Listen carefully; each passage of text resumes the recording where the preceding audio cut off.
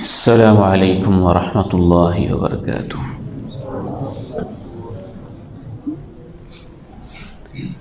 الحمد للہ رب العالمین، والصلاة والسلام علی اشرف الانبیاء وخاتم المرسلین،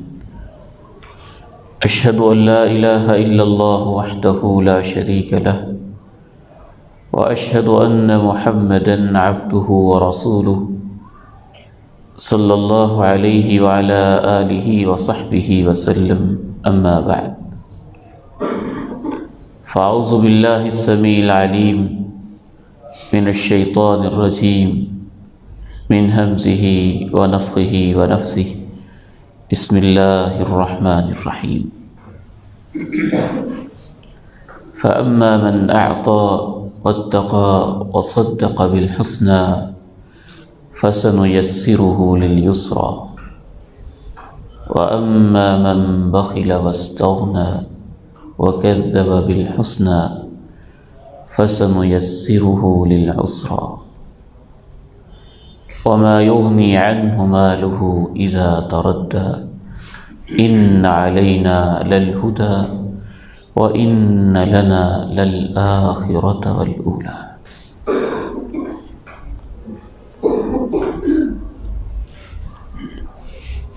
انسانی زندگی میں ہم روز مرہ اور اکثر و بیشتر اس بات کا مشاہدہ بھی کرتے رہتے ہیں، اور ہمیں اس کا یقین بھی ہے کہ اگر ہم پانی پئیں گے تو اس سے پیاس بجھے گی، روٹی کے نوالے اگلیں گے لیں گے تو اس سے بھوک مٹے گی، دھوپ کھائیں گے، سورج کی تمازت میں بیٹھیں گے تو ہمارے جسم کو حرارت ملے گی۔ اسی طرح سے کچھ چیزوں کے بارے میں ہمیں یہ یقین کامل ہے کہ وہ ہمارے لیے نقصان دہ ہیں اور ان سے ہم اوائڈ بھی کرتے ہیں۔ سانپ میں اللہ تعالیٰ نے زہر رکھا ہے، بچھو کے کاٹنے میں انسان کے لیے طرح طرح کے نقصانات رکھے ہیں، آگ کے کوئلے میں جلانے کی خاصیت رکھی ہے۔ جس طرح سے ہمیں ان چیزوں کے فوائد اور نقصانات کا یقین ہے اور مفید چیزوں کو ہم حاصل کرتے ہیں، نقصان دہ چیزوں سے ہم بچتے ہیں، اس سے بھی کہیں زیادہ اللہ رب العالمین نے نیکیوں کے فوائد اور گناہوں کے نقصانات رکھے ہوئے ہیں۔ لیکن مسئلہ یہ ہے کہ یا ہمیں ان کے فوائد و نقصانات سے آگاہی نہیں، یا اس پر ہمیں کامل یقین نہیں ہے، جس وجہ سے نیکیوں کا وہ شوق نہیں جو ان دنیاوی چیزوں میں ہم محسوس کرتے ہیں، اور گناہوں سے بچنے کا وہ انداز نہیں جس طرح مادی نقصان دہ چیزوں سے بچنے کا ہم انداز اختیار کرتے ہیں۔ وہ نقصانات اور فوائد و برکات کیا ہیں؟ شاید ہم اس مختصر نشست میں پوری طرح سے ان کو سمیٹ نہیں سکتے، لیکن ان کی طرف چیدہ چیدہ اشارات اور بنیادی پوائنٹس اور نکات قرآن و سنت کی روشنی میں آج کی اس اصلاحی اور تربیتی نشست میں آپ کے سامنے رکھوں گا۔ رب کریم میرا اور آپ کا بیٹھنا قبول فرما لے، اور جو باتیں میں عرض کر رہا ہوں اور آپ سماعت فرما رہے ہیں، اللہ تعالیٰ توفیق دے کہ یہ ہمارے دلوں پہ رقم ہو جائے، ہماری زندگیوں کا حصہ بن جائے، اور ان کے ذریعے سے اللہ تعالیٰ مجھ سمیت ہم سب کو نیکیوں کا مزید شوق عنایت فرما دے اور برائیوں سے بچنے کے لیے اللہ ہمیں توفیق مرحمت فرما دے۔ سب سے پہلا اثر نیکی کرنے کا انسان کے دل پر ہوتا ہے۔ نیکی سے دل کو جلا ملتی ہے، شفا ملتی ہے، نور ملتا ہے، روشنی ملتی ہے، قوت ملتی ہے، طاقت ملتی ہے، ایمان ملتا ہے، یقین ملتا ہے۔ جیسے جیسے وہ نیکیاں کرتا چلا جاتا ہے، دل کی ان طاقتوں میں، ایمان میں، یقین میں، توکل میں، نور میں، بصیرت میں، فرقان میں اللہ کی طرف سے اضافہ ہوتا چلا جاتا ہے، حتیٰ کہ اس کا دل روشن، منور، اجلا، صاف، شفاف، اتنا نفیس ہو جاتا ہے، اور اس میں اللہ تعالیٰ اتنی طاقتیں بسا اوقات پیدا فرما دیتا ہے کہ بعض صحابہ کرام کہا کرتے تھے مجھے تو احد پہاڑ کے پیچھے سے جنت کی خوشبو آ رہی ہے، اور ایک صحابی کہا کرتا تھا کہ فرشتے مجھے باقاعدہ سلام کیا کرتے تھے، اور اللہ کے پیارے نبی نے ارشاد فرمایا تھا اگر تمہارے ایمان کی وہی کیفیت رہے جو میری مجلس میں ہوتی ہے تو فرشتے تم سے ہاتھ ملایا کریں۔ اللہ نور السماوات والارض مثل نوره كمشكاة فيها مصباح المصباح في زجاجة الزجاجة كأنها كوكب دري يوقد من شجرة مباركة زيتونة لا شرقية ولا غربية يكاد زيتها يضيء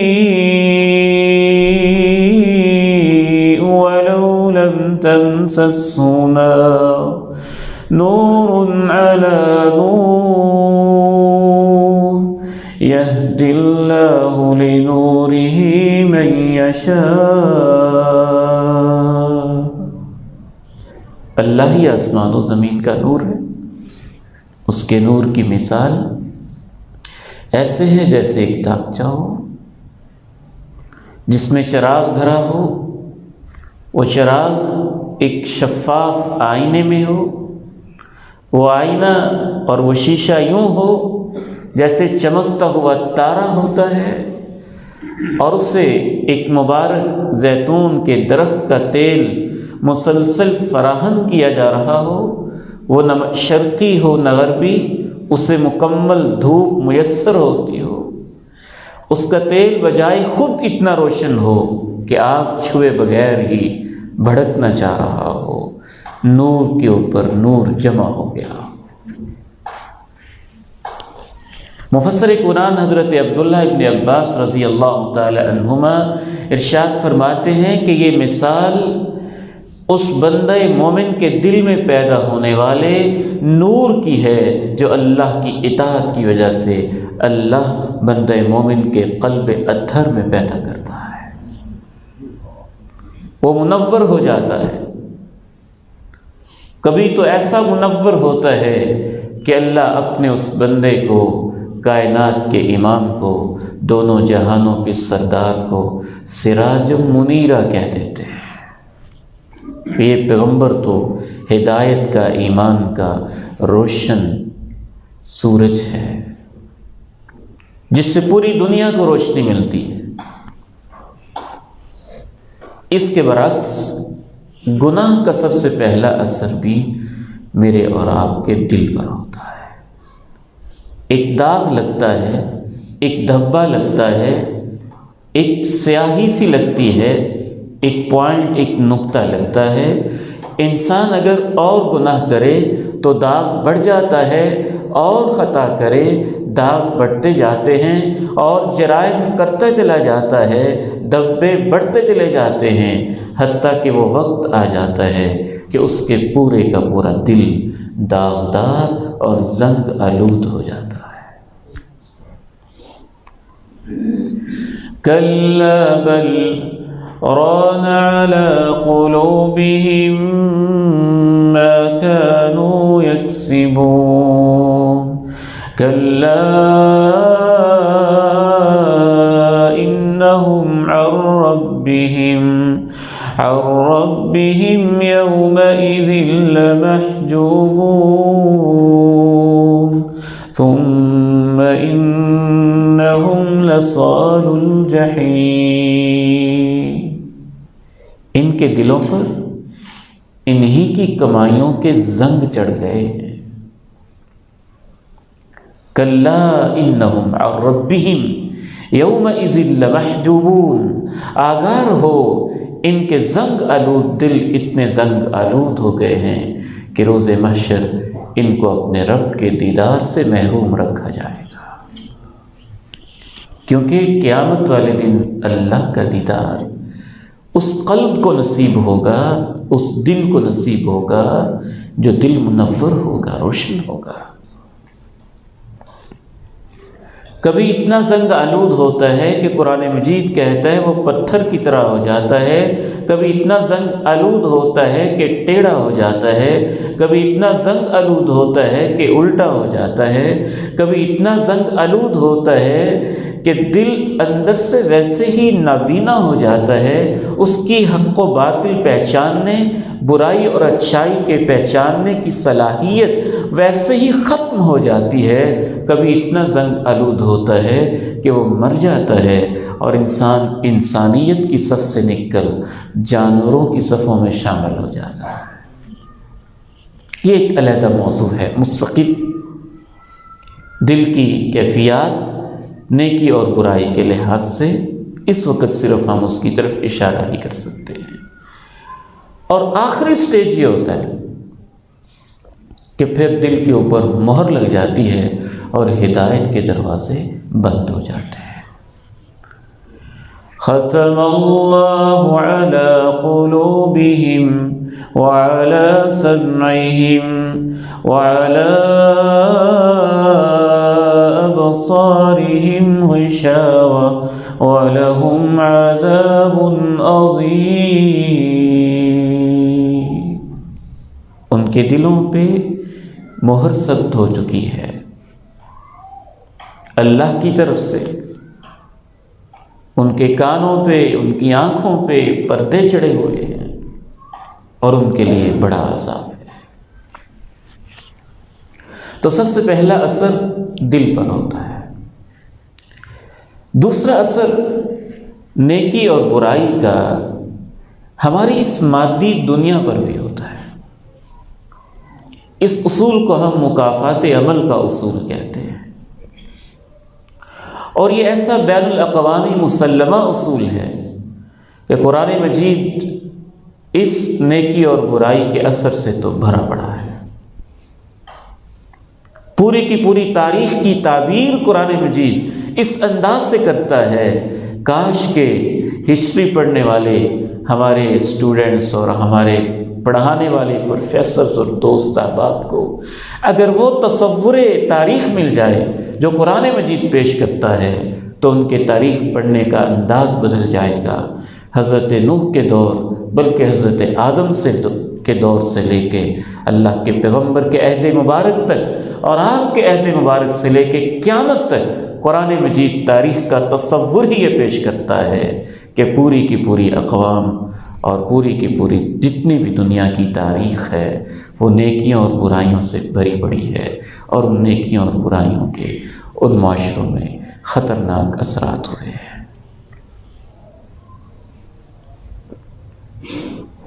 ایک چھوٹا سا واقعہ آپ کے سامنے عرض کرتا ہوں، اسی کو ہم اردو میں بھی کہتے ہیں جیسا کرو گے ویسا بھرو گے، جیسی کرنی ویسی بھرنی۔ ہر لینگویج میں اس نیکی اور برائی کے اثر کے لیے کوئی نہ کوئی ایڈیم اور کوئی نہ کوئی محاورہ پایا جاتا ہے۔ عربی زبان میں کہتے ہیں کما تدین تدان، الجزاء من جنس العمل۔ حضرت موسیٰ علیہ السلام ایک چھوٹی سی نیکی کرتے ہیں اور اس کا اثر کتنا گہرا ہوتا ہے۔ جناب موسیٰ علیہ السلام، فرعون اس کا تعاقب اور اس کا سخت گیر باطل نظام اور اس کی پکڑ دھکڑ، اس کی دشمنی اور عداوت، اس سے بچنے کے لیے جائے پناہ کی تلاش میں ہے۔ چلتے چلتے راستے میں ایک ایسی جگہ آتی ہے جہاں لوگ کنویں سے پانی بھر رہے ہیں، اور آپ دیکھتے ہیں کہ دو بچیاں پیچھے کھڑی ہوئی ہیں، اپنے جانوروں کو آگے نہیں لا رہی، اور پھر یہ دیکھتے ہیں کہ جب لوگ پانی پی کے چلے جاتے ہیں، حضرت عمر رضی اللہ تعالی عنہ قرآن مجید کے اس مقام کی تفسیر میں یہ بیان کرتے ہیں کہ اس دور میں کنویں سے پانی پلانے کے بعد کنویں کو کسی کور کے ساتھ اوپر سے کور کر دیا جاتا تھا، کوئی پتھر نما چیز یا جیسے سلیب ہوتی ہے اس طرح کی کوئی چیز اس کے اوپر رکھ دیتے تھے تاکہ پانی خراب نہ ہو، اور اس کو اٹھانے کے لیے اچھے خاصے کوئی 2-3 افراد کی ضرورت ہوتی تھی، مردوں کی ضرورت ہوتی تھی۔ وہ پتھر یا سلیب نما چیز اتنی بھاری ہوتی تھی۔ وجد من دونہم امرأتین تذودان، جناب عمر کہتے ہیں تذودانی کا مطلب یہ ہے کہ جب سارے پانی پلا کے چلے گئے تو وہ بچیاں اس کنویں کے منہ سے پتھر کو بیچاری پیچھے ہٹانے کی کوشش کر رہی تھی، اور وہ پیچھے ہٹنے کا نام نہیں لے رہا تھا۔ حضرت عمر اس سارے منظر کو دیکھتے ہیں، حضرت عمر رضی اللہ تعالیٰ عنہ بیان کرتے ہیں کہ وقت کے پیغمبر جناب موسیٰ علیہ السلام اس سارے منظر کا مشاہدہ کرتے ہیں اور ان بچیوں سے پوچھتے ہیں کہ تمہارا کیا مسئلہ ہے، تم پانی کیوں نہیں پلا رہی، تمہارے ساتھ کوئی محرم کیوں نہیں ہے، کیا پریشانی؟ بتاتی ہیں ہمارے والد محترم بوڑھے ہیں اور ہم یہاں خود اپنے جانوروں کے ساتھ آئی ہوئی ہیں۔ جناب موسیٰ علیہ السلام ان کے جانوروں کو پانی پلاتے ہیں، وہ خوب پیٹ بھر کے پانی پیتے ہیں، سیر ہو کے واپس جاتے ہیں۔ مفسرین لکھتے ہیں کہ یہ پانی پلانے کی نیکی اور ان بچیوں کے ساتھ ہمدردی کی نیکی دنیا میں اللہ اتنا دور رس اثر دکھاتا ہے کہ حضرت موسیٰ علیہ السلام کے پاس گھر نہیں تھا، اس نیکی کی برکت سے اللہ ان کو گھر بھی دیتا ہے اور وقت کے ایک عظیم انسان کی بیٹیاں ان کے نکاح میں بھی دے دیتا ہے۔ جن بکریوں کو وہ پانی پلاتے ہیں 8 سال تک اللہ ان کو ان بکریوں کا دودھ پلا دیتے ہیں۔ نیکی کا اثر بعض دفعہ دنیا میں بھی نظر آنا شروع ہو جاتا ہے۔ حضرت ابراہیم علیہ السلام بیت اللہ کی تعمیر کی نیکی جب کرتے ہیں اور بیت اللہ کی تولیت کے منصب پہ فائز ہوتے ہیں تو اس کے پیچھے ایک بہت اہم وجہ بعض اہل علم یہ لکھتے ہیں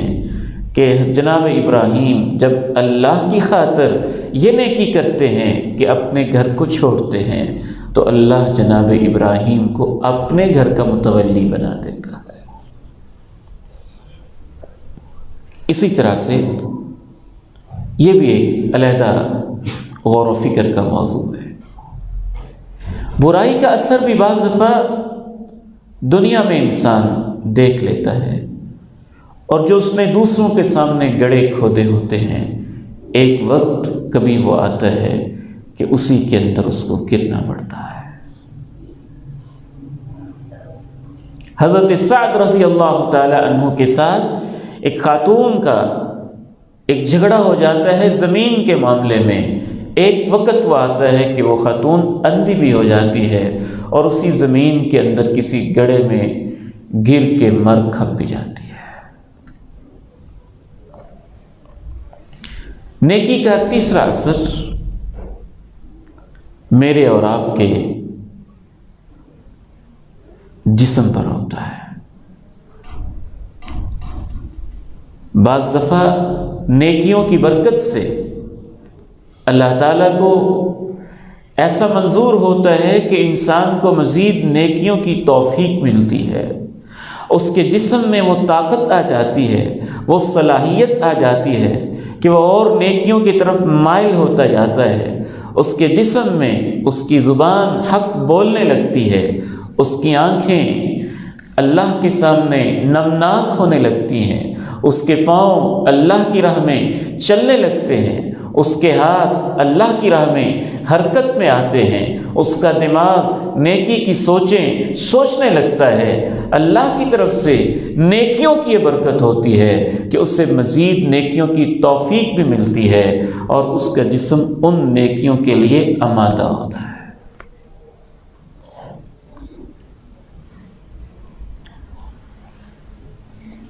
اسے اللہ تعالیٰ نے قرآن مجید میں بیان کیا ہے، اور اس کے برعکس گناہوں کا اثر یہ ہوتا ہے کہ اس کا جسم گناہوں کا عادی ہو جاتا ہے، اور ایسا عادی ہوتا ہے کہ ایک گناہ کے بعد دوسرا، دوسرے کے بعد تیسرا، تیسرے کے بعد چوتھا، چوتھے کے بعد پانچواں، گناہوں پہ گناہ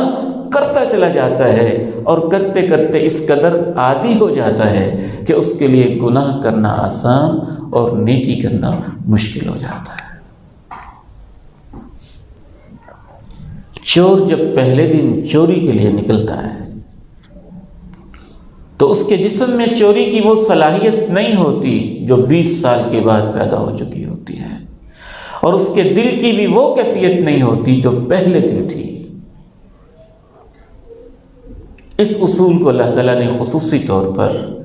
سورہ اللیل میں بیان کیا ہے، اور سورہ الشمس میں بھی اس کی طرف اشارہ کیا ہے، اور اسی سورہ مبارکہ کی چند آیات میں نے شروع میں تلاوت کی تھی۔ وَاللَّيْلِ إِذَا يَغْشَىٰ وَالنَّهَارِ إِذَا تَجَلَّىٰ وَمَا خَلَقَ الذَّكَرَ وَالْأُنثَىٰ إِنَّ سَعْيَكُمْ لَشَتَّىٰ فَأَمَّا مَنْ أَعْطَىٰ وَاتَّقَىٰ وَصَدَّقَ بِالْحُسْنَىٰ فَسَنُيَسِّرُهُ لِلْيُسْرَىٰ وَأَمَّا مَنْ بَخِلَ وَاسْتَغْنَىٰ وَكَذَّبَ بِالْحُسْنَىٰ فَسَنُيَسِّرُهُ لِلْعُسْرَىٰ وَمَا يُغْنِي عَنْهُ مَالُهُ إِذَا تَرَدَّىٰ إِنَّ عَلَيْنَا لَلْهُدَىٰ۔ قسم ہے رات کی جب وہ چھا جائے، قسم ہے دن کی جب وہ روشن ہو، قسم ہے مذکر و مؤنث کی، قسم ہے مذکر و مؤنث کی تخلیق کی، قسم ہے مذکر و مؤنث کے خالق کی۔ ان سعیکم لشتی، تمہاری کوششوں کے میدان مختلف ہیں۔ تم صبح اپنے گھروں سے نکلتے ہو تو شام تک تمہارے میدان مختلف ہیں، کوششیں مختلف ہیں، حرکت مختلف ہے، انداز مختلف ہے۔ فَأَمَّا مَنْ أَعْطَىٰ وَاتَّقَىٰ وَصَدَّقَ بِالْحُسْنَىٰ، جس شخص کی کوششوں کا مرکز و محور یہ ہے کہ اللہ کی راہ میں کچھ نہ کچھ دیتا رہے، جس کے دل کے اندر اللہ کا خوف پایا جاتا ہے، جو سچی باتوں کو تسلیم کر رہا ہے، فَسَنُيَسِّرُهُ لِلْيُسْرَىٰ، ہم اس کے لیے نیک راہیں، آسان راہیں مزید آسان کرتے چلے جاتے ہیں۔ وَأَمَّا مَنْ بَخِلَ وَاسْتَغْنَىٰ، جو شخص بخیل بنا بیٹھا ہے، لاپرواہی اختیار کر رہا ہے، وَكَذَّبَ بِالْحُسْنَىٰ، اور سب سے اچھی بات کو ماننے کے لیے آمادہ ہی نہیں، فَسَنُيَسِّرُهُ لِلْعُسْرَىٰ، ہم اس کے لیے تنگ راہیں مزید آسان کرتے جاتے ہیں۔ ایک مثال دے کے میں بات کو آگے بڑھاتا ہوں۔ ایک ڈاکو دسمبر، جنوری، فروری کی ٹھٹھتی راتوں میں، دھند والے موسم میں، رات کے 12-1 بجے بھی چوک چوراہے پہ گن لے کے کھڑا ہوا ہے، ساری مشقتیں برداشت کر رہا ہے۔ اگر اس سے کہا جائے کہ فجر کی نماز پڑھنی ہے تو یوں لگتا ہے جیسے اس کے پاؤں کے ساتھ پتھر بنے ہوئے ہیں۔ وہ ہے کہ اس طرف چلنے کے لیے آمادہ ہی نہیں۔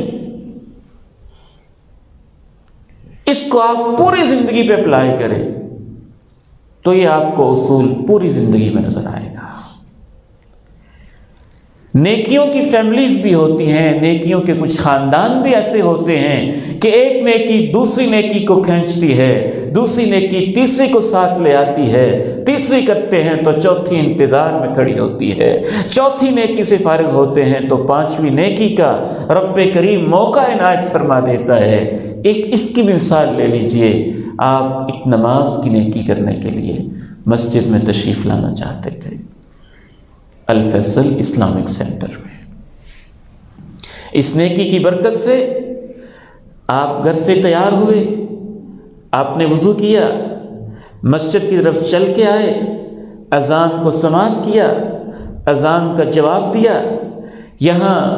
ان حفاظ کرام معصوم پیارے بچوں سے آپ کی ملاقات ہوئی،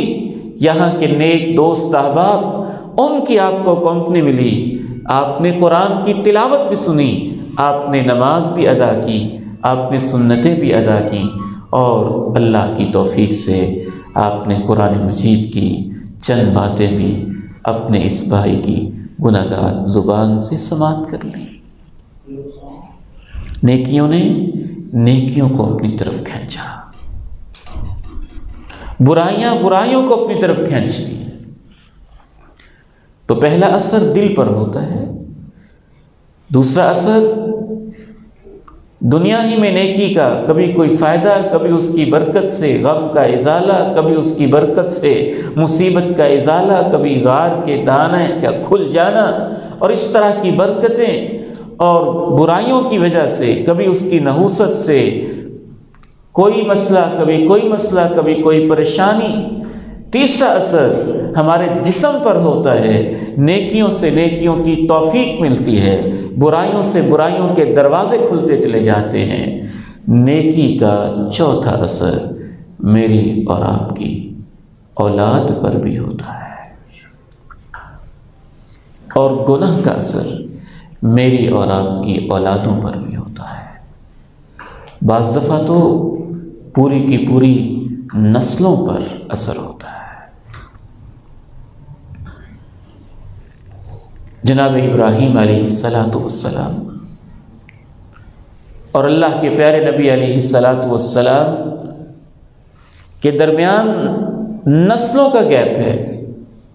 صدیوں کے فاصلے ہیں، اور ایک طویل دور ہے، لیکن میرا یقین و ایمان یہ کہتا ہے کہ اللہ رب العزت کو جناب ابراہیم کی نیکی پسند ہی اتنی آئی تھی، ان کی قربانیاں پسند ہی اتنی آئی تھیں کہ اللہ نے اپنے اس عظیم پیغمبر سے وعدہ کیا تھا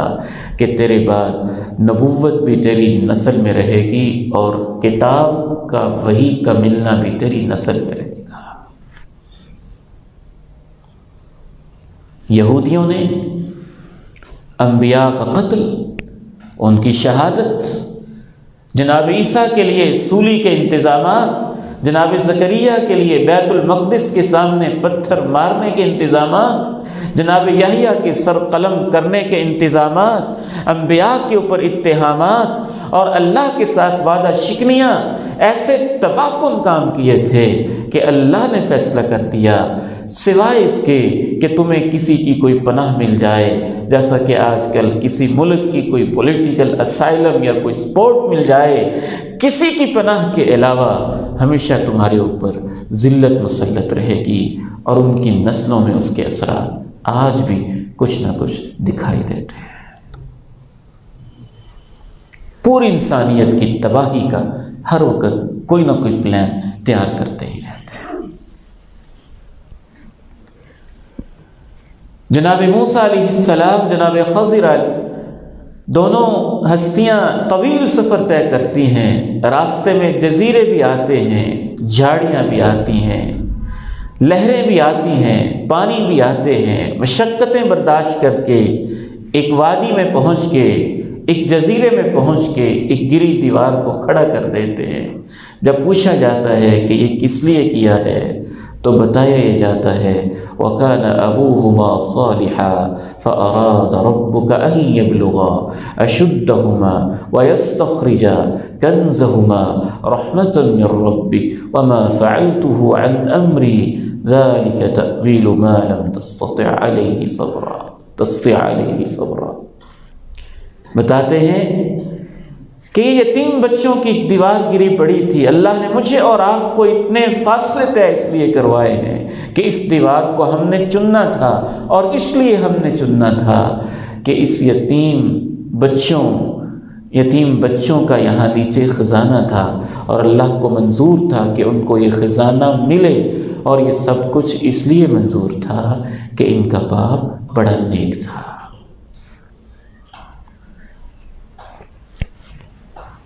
گناہوں اور نیکیوں کا اثر دل پر ہوتا ہے، جسم پر ہوتا ہے، توفیق کے لحاظ سے ہوتا ہے۔ گناہوں اور نیکیوں کا اثر اتنا گہرا ہوتا ہے کہ بعض دفعہ وہ اثر دنیا میں بھی دکھائی دیتا ہے، اور ان کا چوتھا اثر ہماری اولادوں اور نسلوں پر ہوتا ہے۔ ایک اسرائیلی روایت ہے، حدیث نہیں ہے، نہ ہی وہ قرآن مجید کی کوئی آیت ہے، آپ اس سے اتفاق و اختلاف کر سکتے ہیں۔ امام ابن قیم رحمہ اللہ لکھتے ہیں کہ بعض سابقہ کتابوں کے اندر یہ لکھا ہوا تھا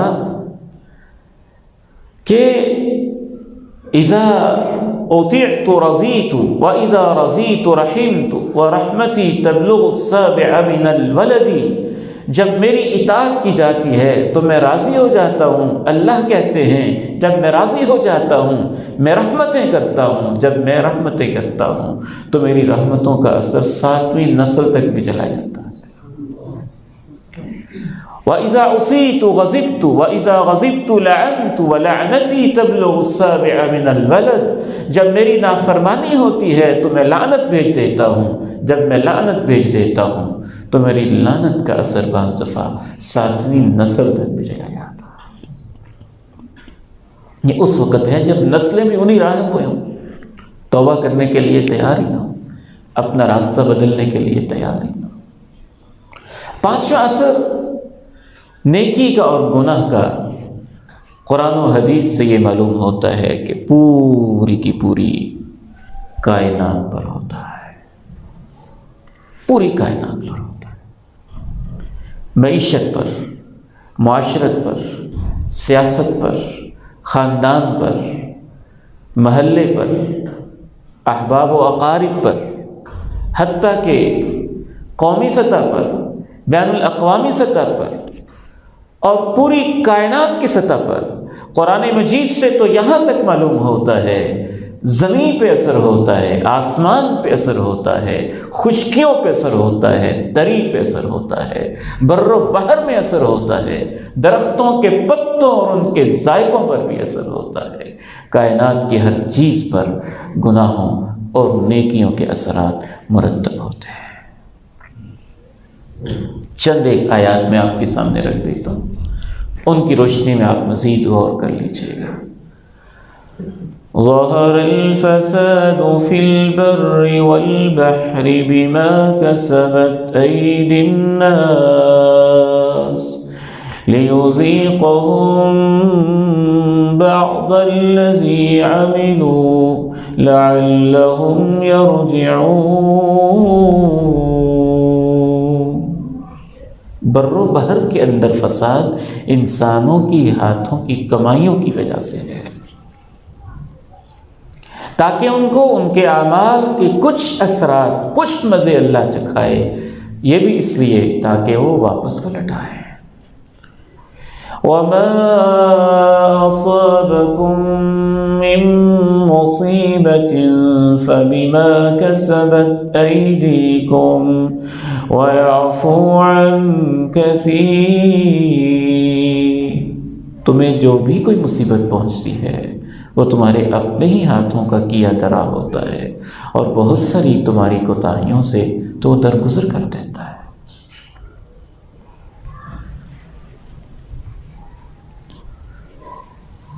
اللہ کے نبی علیہ السلام کی محنت کے بعد پوری دنیا کے حالات کیسے بدلے تھے؟ خلفائے راشدین کی قیادت کے بعد جناب عمر بن عبدالعزیز کے دور میں معاشی حالات کیسے چینج ہوئے تھے کہ لینے والے تھے اور دینے والا کوئی نہیں تھا. اور جب سے معاشرے میں برائی کا چلن ہوا ہے تو حالات کس طرح سے بدلے ہوئے ہیں، اور قیامت تک برائی میں اضافہ ہوتا جانا ہے، اور درمیان میں جو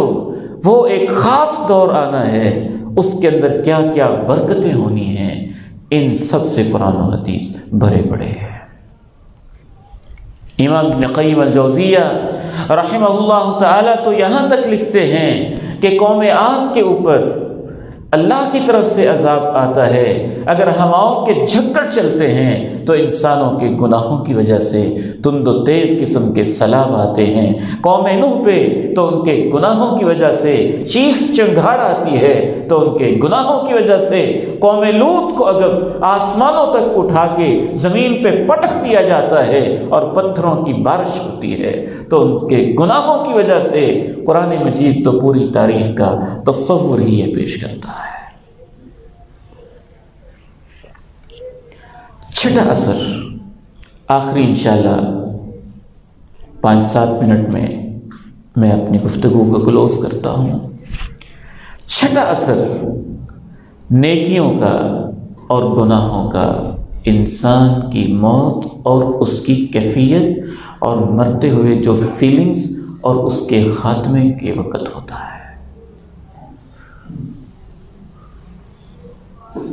یہاں پر بھی میں اس عظیم امام کا ایک خوبصورت قول نقل کرنا چاہوں گا. امام ابن قیم الجوزیہ رحمہ اللہ تعالی فرماتے ہیں ایک شدت الموت ہے اور ایک حسرت الفوت ہے.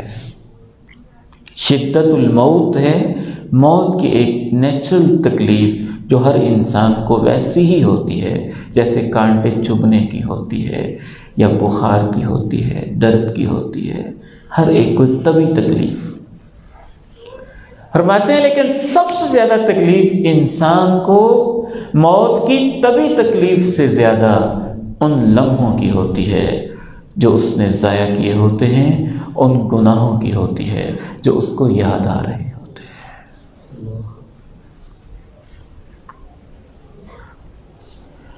رب ارجعون لعلی اعمل صالحا فيما ترك كلا انها كلمة هو قائلها ومن ورائهم برزخ إلى يوم يبعثون. مجھے واپس لوٹائیں، میں کچھ نیکیاں کر لوں. قطعاً نہیں، تیرے منہ کا بول ہے جو تو نکال رہا ہے. آج تجھے واپس لے جایا جا رہا ہے. تیرے اور دنیا کے درمیان اس وقت تک ایک پردہ ہے جب تک تجھے دوبارہ نہیں اٹھایا جائے گا. یہ اس کو جواب دیا جاتا ہے. وَلَوْ تَرَى إِذِ الظَّالِمُونَ فِي غَمَرَاتِ الْمَوْتِ وَالْمَلَائِكَةُ بَاسِطُو أَيْدِيهِمْ أَخْرِجُوا أَنفُسَكُمْ الْيَوْمَ تُجْزَوْنَ عَذَابَ الْهُونِ بِمَا كُنتُمْ تَقُولُونَ عَلَى اللَّهِ غَيْرَ الْحَقِّ وَكُنتُمْ عَنْ آيَاتِهِ تَسْتَكْبِرُونَ. کاش تم دیکھ پاؤ جب ظالم موت کی بے ہوشیوں میں ہوتے ہیں تو ان کے ساتھ کیا ہو رہا ہوتا ہے. فرشتوں نے اپنے ہاتھ پھیلائے ہوتے ہیں ان کو سزا دینے کے لیے، اور ان سے کہہ رہے ہوتے ہیں نکالو اپنی روحوں کو، آج تمہیں ذلت کی سزائیں دی جائے گی، اس وجہ سے کہ تم ناحق باتیں کہتے تھے اور تم اللہ کی آیات سے تکبر کرتے ہوئے منہ موڑ لیتے تھے۔ ساتواں اثر انسان کی قبر پر ہوتا ہے۔ امام غزالی رحمہ اللہ تعالیٰ فرماتے ہیں کہ قبر کے سانپ اور بچھو دراصل انسان کے برے اعمال ہی تو ہوتے ہیں۔ کسی کے پاس ایک شخصیت آتی ہے، چہرہ نورانی ہوتا ہے، اور وہ اس سے پوچھتا ہے تو کون ہے، تو اس سے جواب ملتا ہے انا عملک الصالح، میں تیرا نیک عمل ہوں، سارے ساتھ چھوڑ گئے میں تیرے ساتھ رہوں گا۔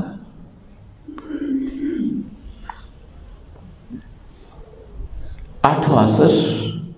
میدان محشر میں ہوتا ہے، اور میدان محشر میں تو بہت گہرے اثرات ہوتے ہیں۔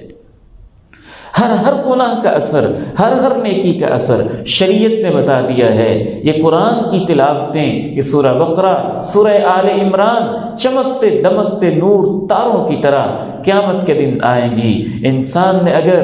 قرآن کی تلاوت کی ہوئی ہے تو کبھی ابر کا ٹکڑا بن کے، کبھی بادل کا سایہ بن کے، کبھی پرندوں کا جھنڈ بن کے اس کے سر کے اوپر یوں منڈلا رہے ہوں گے، محبت کا اظہار کر رہے ہوں گے۔ جو اس نے صدقہ و خیرات کیا ہے اس کے لیے سایہ بن رہا ہوگا، جو اس نے عفت و طہارت اختیار کی ہے اس کے لیے عرش کا سایہ بن رہا ہوگا۔ کبھی اس کو نور کا منبر مل رہا ہے، کبھی کستوری کے ٹیلے مل رہے ہیں، کبھی اللہ کے پیغمبر کے حوض کوثر سے جام کوثر نصیب ہو رہے ہیں۔ اس کے برعکس کبھی اس کے پیٹ سے آگ نمودار ہے، کبھی اس کی زبان میلوں لمبی پھیلی ہوئی ہے، اور میدان محشر میں لوگ اس کو رونتے چلے جا رہے ہیں۔ کبھی اس کو اندھا اور نبینا کر کے اٹھایا جا رہا ہے، کبھی اس کو ایک خون کی نہر کے اندر غوطے لگانے پڑ رہے ہیں، کبھی کیا کیفیت اور کبھی کیا کیفیت۔ ہر گناہ کی علیحدہ علیحدہ سزائیں اور نیکی کی برکتیں قرآن و حدیث ان سے بھرے پڑے ہیں۔ آٹھواں اثر پل صراط سے گزرتے ہوئے ہے۔ نیکیاں کرنے والا انسان جس قدر نیکیوں کی رفتار اس کی تیز ہے اتنی تیزی کے ساتھ گزرتا چلا جا رہا ہے، اور گناہوں کے بوجھ کے اندر بیچارہ دبا ہوا انسان کبھی گرتا ہے، کبھی اٹھتا ہے، کبھی گرتا ہے، کبھی اٹھتا ہے۔ نواں اثر حساب و کتاب کے وقت نظر آئے گا، اور 10واں اور سب سے آخری اثر آج کی اس نشست اور گفتگو کے حوالے سے جنت اور جہنم، وہ اصل میں گناہوں اور نیکیوں کے ہی اثرات ہیں۔ امام سفیان ابن عیینہ رحمہ اللہ تعالیٰ فرمایا کرتے تھے کہ جہنم سے انسان بچتا ہے معافی کی وجہ سے، اور جنت میں جاتا ہے اللہ کے فضل کی وجہ سے، لیکن جنت کے اندر درجے بلند ہوتے ہیں اعمال کی وجہ سے۔ وَنُودُوا أَن تِلْكُمُ الْجَنَّةُ أُورِثْتُمُوهَا بِمَا كُنتُمْ تَعْمَلُونَ۔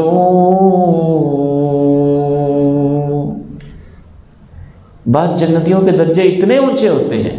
اللہ ہمیں بھی ان کا اہل فرماتے ہیں۔ آپ فرماتے ہیں جیسے تم چمکتے تاروں کو دیکھتے ہو،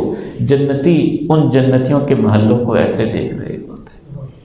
صحابہ نے پوچھا وہ نبی ہوتے ہیں؟ فرمایا نہیں، رجال آمنوا باللہ وصدقوا رسولہ،